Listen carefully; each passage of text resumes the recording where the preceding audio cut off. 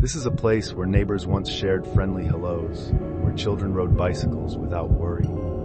Tonight, it becomes the backdrop of an unspeakable nightmare. In a single moment, a husband is gone, and the chilling circumstances of his final moments will leave you questioning how well we truly know those who share our homes. Authorities would later uncover a scene so horrifying that even seasoned investigators recoiled. This quiet house, now sealed behind police tape, hides a story of a wife who didn't just end her husband's life. She made a spectacle of it, transforming a marital conflict into a crime that will haunt you long after the details unfold. Welcome to CrimeByte, your portal to real-life stories that expose the darkest recesses of human behavior. Tonight, we examine a disturbing chapter in true crime history, revealing how everyday tensions reached a monstrous crescendo. If you're ready to confront a narrative that tests the boundaries of reason, stay tuned. By watching, liking, subscribing, and activating notifications, you stand at the forefront of uncovering cautionary tales that remind us sometimes the quietest streets conceal the most harrowing secrets. The victim at the heart of this horrifying story was John Price, though you can adapt the name if you wish to fictionalize. To most of his neighbors, John was a friendly figure who liked to tinker with cars on the weekends and occasionally joined community barbecues.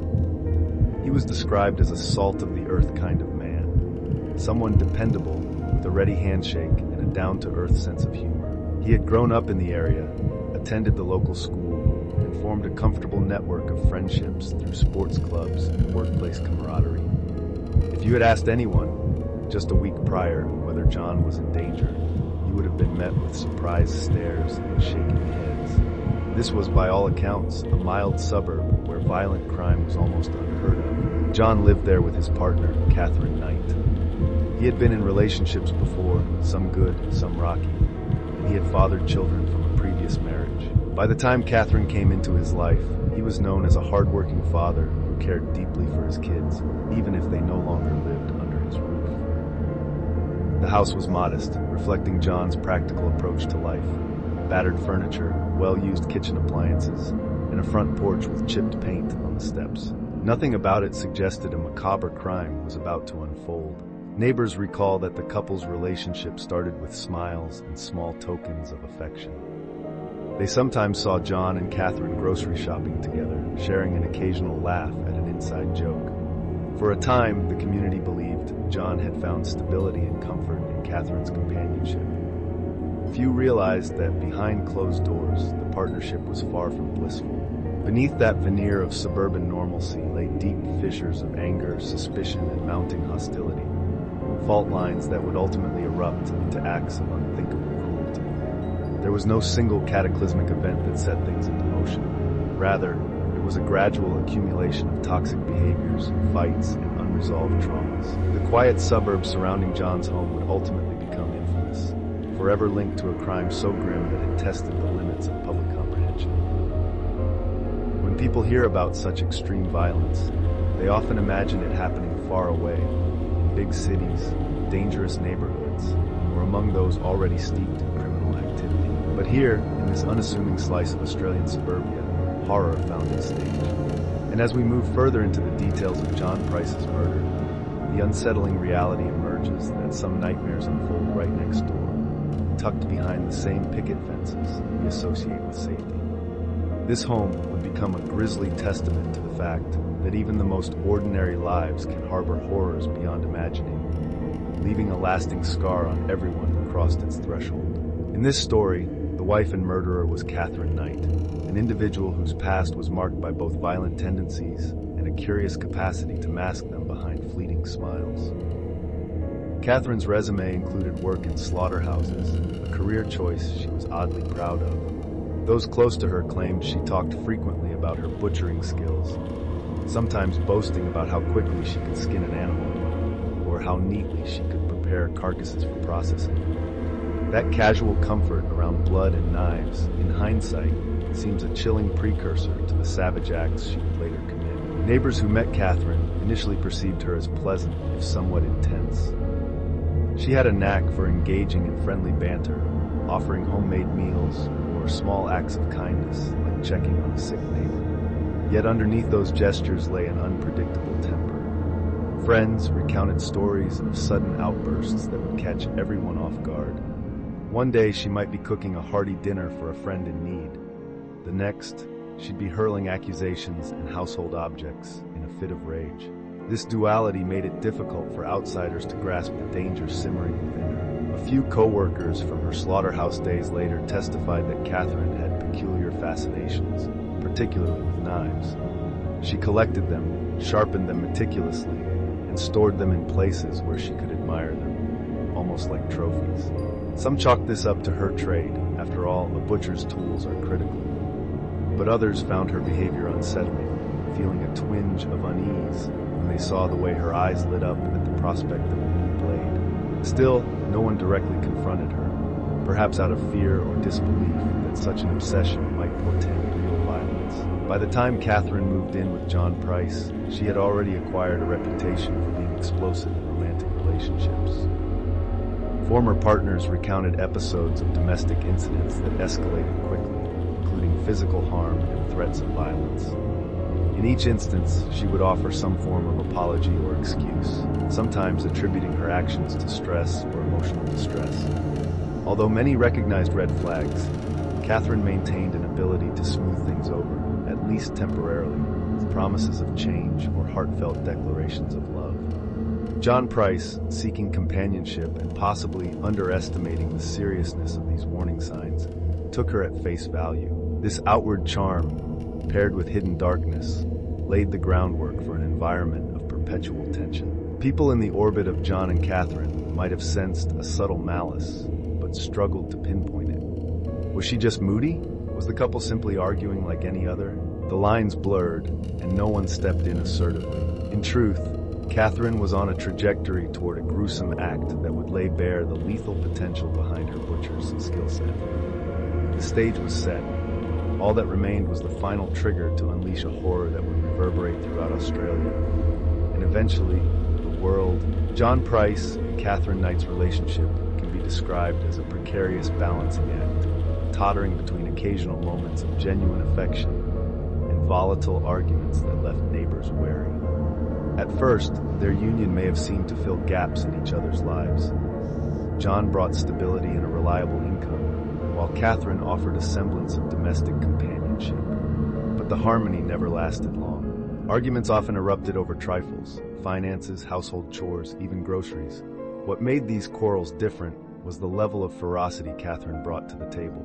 She didn't just raise her voice, she hurled insults that cut deep, leaving John rattled and humiliated.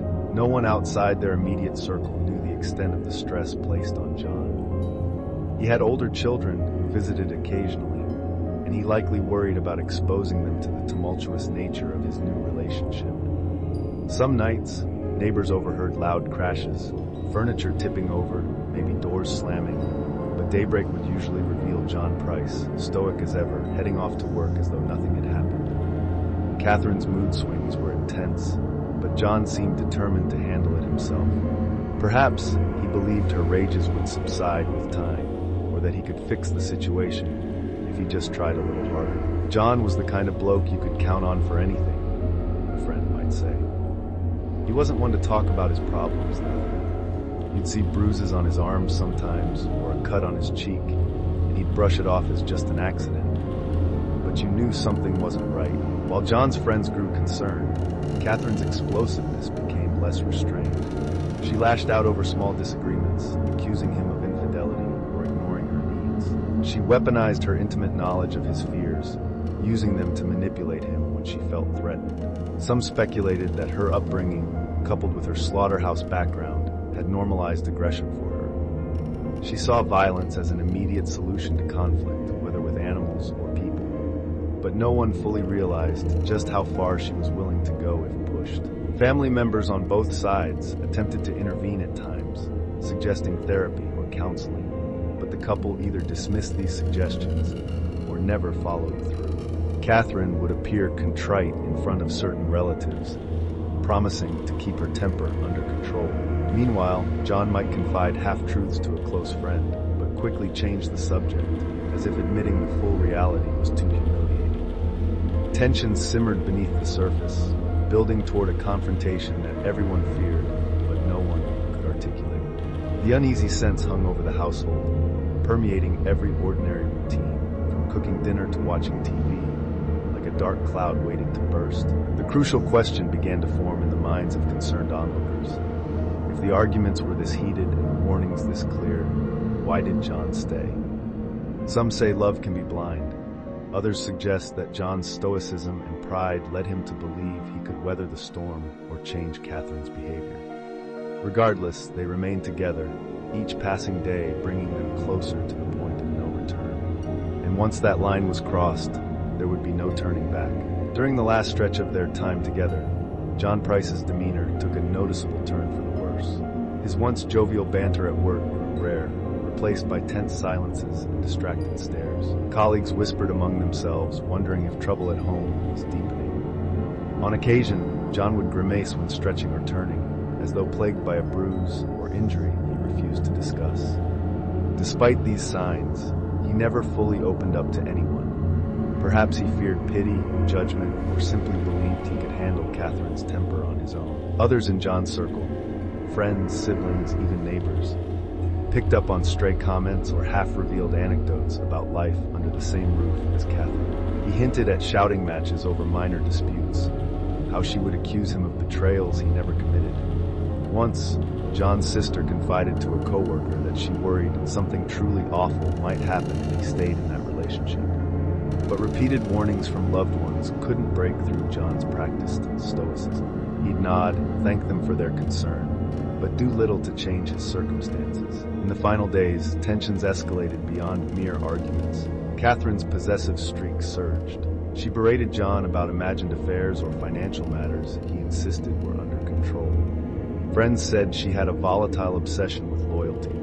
She needed constant reassurance that she was the central figure in John's life. Minor lapses like forgetting to call during lunch break or returning home later than usual could spark hours of vicious dispute. John, weary and confused, would often withdraw to avoid confrontation, locking himself in a spare room or going out for a late-night drive just to escape the relentless onslaught. One evening, a pivotal event occurred that foreshadowed the brutality soon to follow. Catherine attacked John physically, some say with a knife, others say she threw kitchen utensils at him, over an argument about financial stress. John wrestled the weapon away, suffering cuts to his arms. Shaken, he left the house and told a friend he was done this time, determined to separate for good. However, after spending a night away, he chose to return. Whether moved by guilt, fear, or a lingering hope for resolution, John walked back into the place that had nearly claimed his life.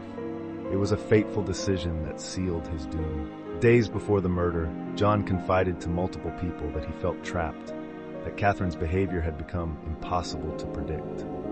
But even then, he hesitated to contact authorities. Perhaps he worried that a restraining order wouldn't truly halt her aggression. Or maybe he feared the humiliation of detailing his predicament to uniformed strangers. In a small community, reputations mattered, and so he carried on, returning each night to a home that was steadily transforming into a powder keg of pent-up rage and psychological torment. The local police station's records show no urgent calls for assistance from John in those final days, though some neighbors claim they urged him to file a report. By the time Catherine's mania reached its peak, the chance for intervention had slipped away. It's easy, in hindsight, to wonder why someone in John's position wouldn't run and never look back. The reasons can be complex: emotional entanglement, denial, fear of repercussions, hope for change.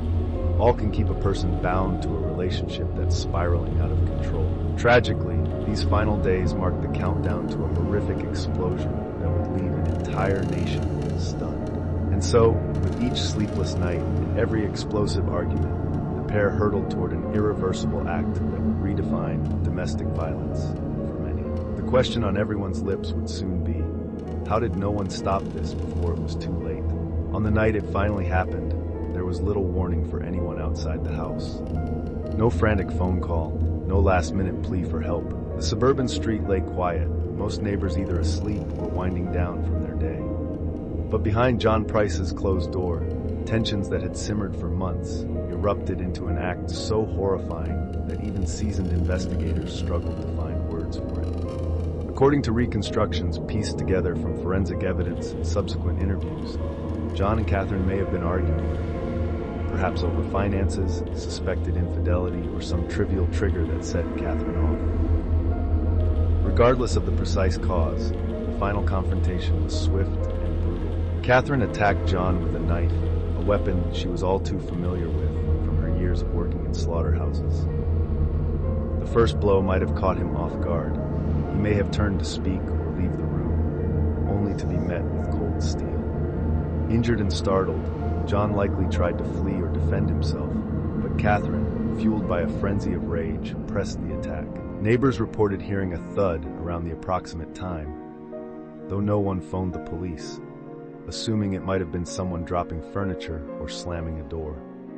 Inside, John fought for his life, but the onslaught continued until he succumbed to multiple stab wounds. What happened next, however, is what truly sets this crime apart in the annals of horror. Catherine, unflinchingly reverting to her training, took steps that mimicked the butchering process she had performed countless times in the slaughterhouse. She skinned John's body with a clinical precision that spoke to her professional experience. It was an act so gruesome, so unimaginable, that the first responders to the scene would later recount feelings of disbelief and revulsion, many requiring counseling in the aftermath. This wasn't a hastily done job.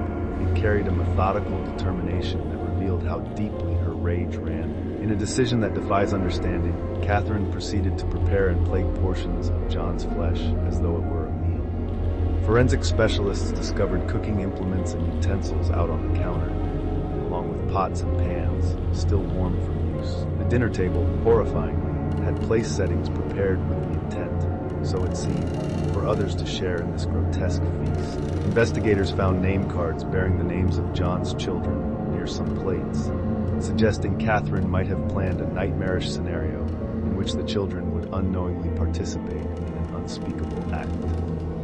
Thankfully, they were spared from this final horror by not being present at the home. In the realm of true crime, murders committed out of jealousy or rage are sadly not uncommon. But Catherine's actions went far beyond a typical domestic homicide. They signaled an embrace of depravity that left her city, her country, and eventually the global audience in stunned silence. One can only guess what mental state she was in at the time, whether this was a planned humiliation for John, an attempt to permanently control him, or a psychotic break from reality. The one certainty is that her actions betrayed a ferocity rarely seen, and the victim, John Price, was reduced to a spectacle of cruelty.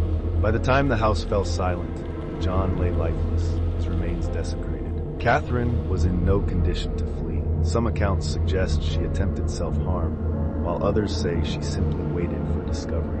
Regardless, the circumstances of the crime scene indicated no effort to disguise her guilt.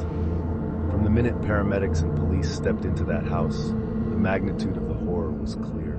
Veteran officers emerged with pale faces, some physically ill from the shock. No one who entered that house would ever forget what they saw. The violent event shattered every notion of normalcy in the neighborhood. Rumors spread like wildfire, each version more horrifying than the last, yet the truth proved more appalling than anything rumor could conjure. Onlookers gathered behind police barriers, trying to piece together how a relationship that had once seemed salvageable, if turbulent, could culminate in such unspeakable actions. In those first chaotic hours, the biggest question on everyone's mind was why? Why commit this level of brutality? And how could a human being cross such a terrifying line? Though the full answers would prove elusive, the community would spend many painful months confronting the possibility that real-life monsters aren't always strangers lurking in dark alleys.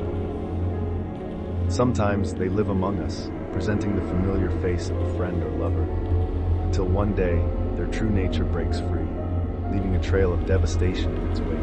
The next day, a concerned coworker or neighbor, accounts vary, contacted authorities after noticing that John Price hadn't shown up for work, nor had he called in sick. It was out of character for a man who rarely missed a shift. Responding officers, likely expecting to find him ill or incapacitated, were met with locked doors and a dreadful stillness. After forcing entry into the house, they stumbled onto a crime scene so distressing that it became the talk of law enforcement circles for years to come. The details, once confirmed, were swiftly classified as too graphic for public release, leading to rampant speculation in the media. Even hardened investigators, accustomed to human cruelty, found themselves shocked. Some vomited, others fled outside to collect themselves. It wasn't only the fact that John Price was dead, it was the meticulous way his remains were treated post-mortem. The once modest living room had become a surreal tableau of domestic items mingled with instruments of death. Blood spatter indicated a frantic struggle, while the kitchen told an even more harrowing story. A stove burner still warm, utensils arranged like a grotesque parody of a home-cooked meal. Catherine Knight herself was discovered in a disoriented state. Different sources describe her as either semi-conscious from an apparent overdose or simply in shock, sitting quietly amid the aftermath. Either way, she did not or could not offer immediate explanations. As paramedics hauled her away, detective teams began the painstaking process of documenting every inch of the horror that had just unfolded. Photographs, DNA swabs, and carefully labeled evidence bags soon filled the station's homicide office, each piece telling part of an almost unfathomable narrative. The arrival of the media unleashed yet another wave of chaos. Reporters jockeyed for position, aiming cameras at the house, bombarding officers with questions that no one was ready to answer. Word leaked of an especially gruesome crime, fueling tabloid headlines that verged on the sensational.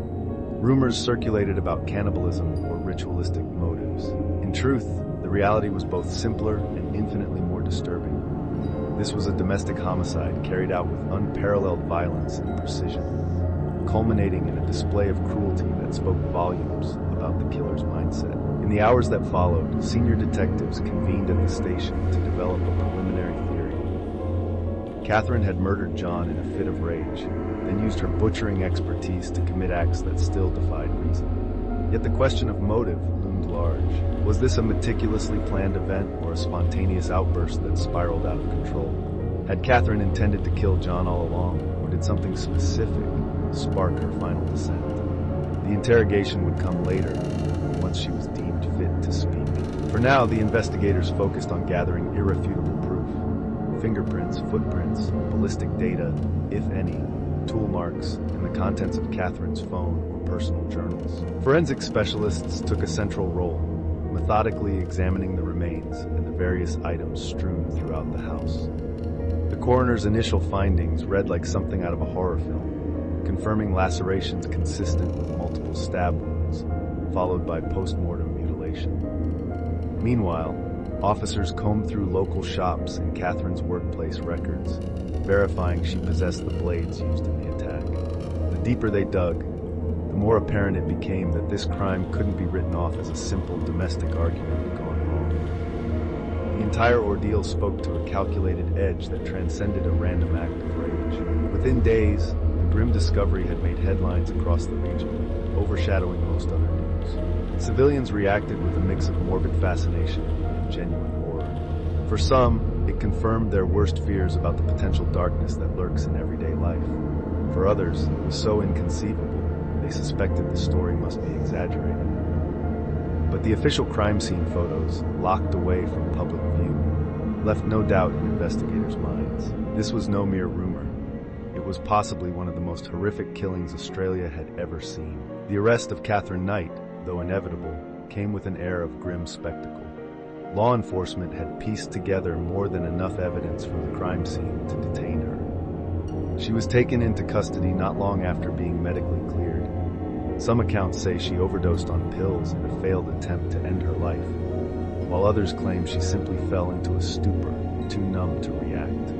Regardless, once she was physically stable, the handcuffs clicked shut and she was led away under a barrage of flashes from photographers. Word of the crime had spread like wildfire. Local news outlets rushed to confirm details, and as each new fragment emerged, the story grew darker and more surreal. Rumors soared. Some claimed Catherine had engaged in occult practices.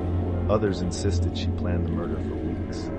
Sensational headlines blanketed social media and tabloids alike, painting her as a monster who had crossed the line between homicide and something that verged on ritual cannibalism. More reputable news sources struggled to present the facts without fueling lurid speculation. But the severity of the case made restraint nearly impossible. John Price's relatives were thrust into the spotlight against their will, hounded by reporters eager for quotes on the relationship, the tragedy, and their feelings toward Catherine. Many refused to speak publicly, wishing only to grieve in private. The few who did comment expressed anger, sorrow, and a deep disbelief that such a brutal end could befall a man known for kindness and simplicity. As for Catherine's family, they either went into hiding or in some cases defended her with claims of mental instability. The notion that Catherine might have been mentally unwell became a focal point for debate, with some insisting it was the only explanation for such horrific violence. Investigators released a brief statement confirming that the suspect had been apprehended and was undergoing psychiatric evaluation, but they remained guarded about specific details, citing the ongoing investigation. This did nothing to quell the speculation swirling around the gruesome circumstances of John's death. Online forums buzzed with theories, some well-researched, others veering into conspiratorial territory. People debated whether this was a planned murder, a psychotic break, or a blend of both. It soon became evident that the media circus was fueling a collective fear. If a woman could do this to her own partner in a quiet suburban setting, then perhaps no one was truly safe. John's murder was no longer just a local tragedy. It was a national talking point, igniting discussions on domestic violence, mental health services, and the legal system's ability, or failure, to protect potential victims. As the frenzy grew, Catherine's arrest stood as the first major milestone in a saga that would only get more complex once the legal proceedings began. Though no official plea had been entered, the public already viewed Catherine as the face of evil, a villain in a tale more horrifying than any fictional thriller. It was an emotional reaction, but understandable. Few crimes hit closer to our sense of revulsion than the one she stood accused of. The outcry reached a point where some commentators called for immediate, harsh punishment, even before a formal trial could be arranged. But justice would require due process, leaving everyone, relatives, investigators, journalists, and the broader public, waiting for the next chapter to unfold in the courtroom. From the start, the courtroom sessions attracted massive attention. Catherine Knight's defense team proposed various explanations for her heinous acts, including temporary insanity, histories of trauma, and possible dissociative episodes. Prosecutors, meanwhile, laid out the evidence with unrelenting thoroughness: forensic photographs, testimonies from first responders, records of prior violent incidents, and Catherine's own admission of butchery skills. Each piece underscored a narrative of premeditation and controlled savagery that cast doubt on any claims of transient madness. Psychiatrists were called to testify, dissecting Catherine's mental state. Some described potential personality disorders or long-standing emotional instability. But crucially, most experts concluded she understood the nature of her actions at the time of the murder. This distinction meant the difference between a verdict of guilty on grounds of sanity or a reduced charge tied to mental incompetence. John's family attended every hearing, tearfully reliving the details they already knew too well. Their presence was a poignant reminder that beyond the sensational headlines lay real people whose lives had been shattered. Witnesses were limited. The best they could do was paint a portrait of a relationship fraught with violence and fear. One of John's close friends took the stand, voice trembling as he recounted the last conversation he had with John about Catherine's escalating aggression. A neighbor, who often heard late-night disputes, admitted regret at not contacting the police more assertively. The defense, for its part, tried to present Catherine as a victim of her own mental torment, referencing a childhood riddled with abuse and a pattern of volatile relationships. Yet the brutality of the act overshadowed any empathy the jury might have felt. When the final summations arrived, the prosecutor employed stark, unwavering language.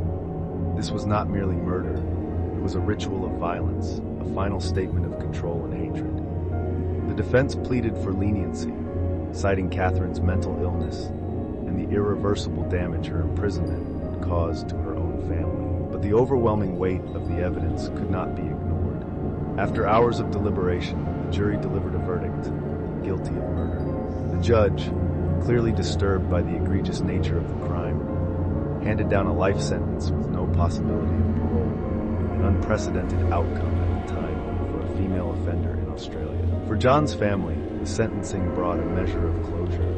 Knowing that the justice system recognized the gravity of Catherine's crime and responded with its harshest penalty offered some solace.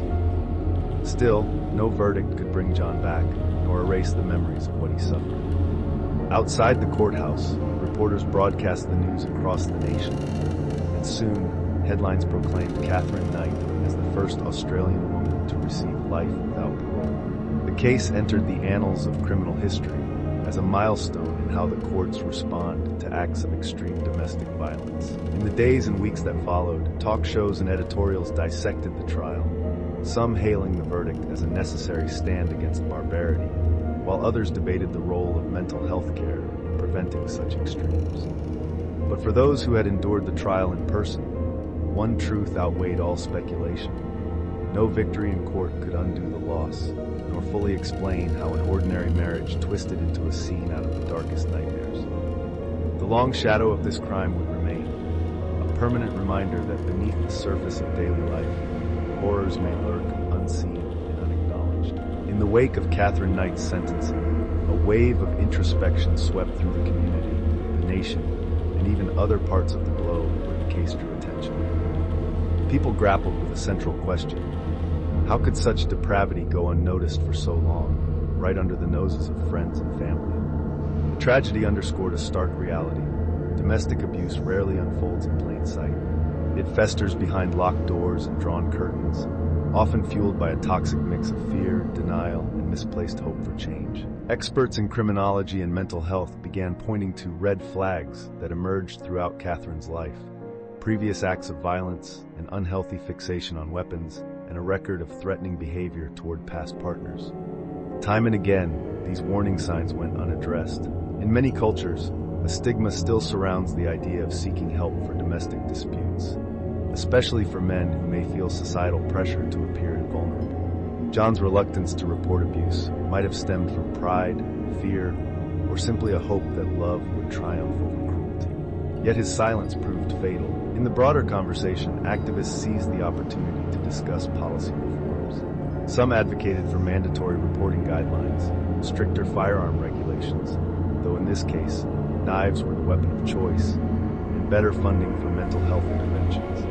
Women's shelters and domestic violence hotlines reported an uptick in calls, some from individuals who recognized their own relationships as dangerously mirroring the patterns that ended John's life. The monstrous nature of Catherine's actions turned her into a grim symbol of how far unchecked violence can escalate. Psychologists also weighed in, analyzing the pathology of such extreme acts. Some argued that Catherine's background predisposed her to view brutality as an acceptable solution to conflict. Others emphasized her repeated cycles of rage, reconciliation, and escalation, likening them to a slow-burning time bomb. Regardless of the exact diagnosis, the conclusion was unanimous. Robust support systems, early intervention, and community awareness might have changed the trajectory of this story. Had neighbors, employers, or friends banded together and confronted the situation head-on, perhaps John would still be alive, and Catherine would never have descended into such darkness. If there's one legacy from this case, they say softly, it should be that no one remains silent. If you see red flags, unexplained injuries, controlling behavior, or constant fear, speak up, reach out, and don't be afraid to involve the proper authorities. It's better to cause a minor inconvenience than to mourn a preventable tragedy. In the years since the case, John's family erected a modest memorial to keep his memory alive, a reminder of the man behind the sensational headlines. While the horrific details of his death garnered widespread attention, those who loved him most hope people will also remember his gentle spirit, his generosity, and his unwavering devotion to his children. Through their grief, they became advocates, sharing their personal story to educate others about the silent danger of escalating abuse. Some comfort themselves with the belief that John's tragic end may save others from a similar fate by prompting earlier interventions. In the stillness that follows every tragedy, we are left with unanswered questions and the profound loss of a life once vibrant and full of possibility. This story is no exception, though the tale of Catherine Knight and John Price has reached its legal conclusion. The echoes of that unspeakable act reverberate through families, communities, and anyone who has come face to face with such a haunting reminder of human potential for violence. We are left to wonder, could anything have been done sooner? Could someone have intervened before rage escalated into horror? Our collective responsibility begins with recognizing signs of turmoil, no matter how insignificant they may appear. A raised voice, unexplained bruises, sudden emotional changes.